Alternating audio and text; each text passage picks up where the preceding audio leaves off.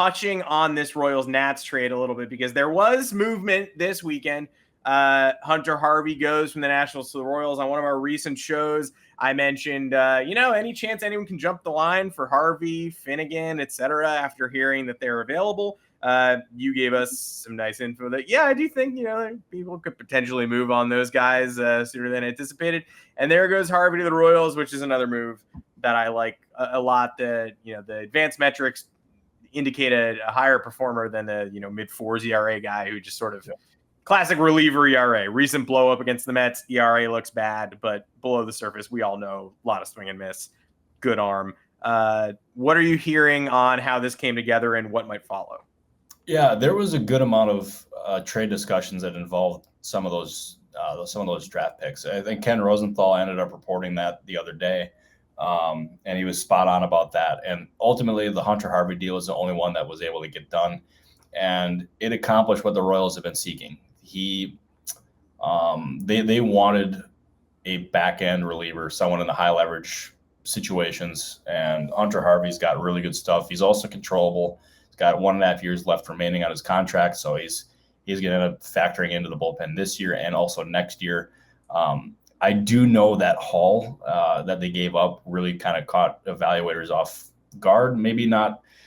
I mean, that's the price for pitching at this point, especially controllable pitching. So it was like, I guess not totally surprised, but it was a pretty sizable haul for a relief pitcher. So clearly the Royals wanted Harvey. Clearly they wanted somebody in the late innings. I don't think you can necessarily rule out another addition in the back end, but they got the reliever that they wanted.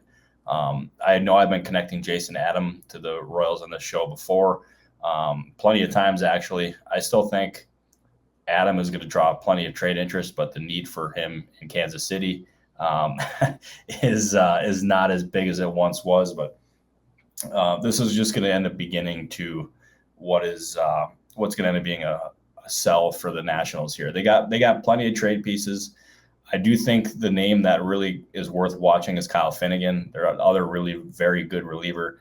Lane Thomas is another player who I think is a strong trade candidate. I think he makes a ton of sense for the Braves, among other teams. So they're going to be active, and the Harvey move is just the beginning for what I think is going to be not like a total like big sell by any means, but they're going to be moving some pieces for sure, and they still want to compete in the near future as well.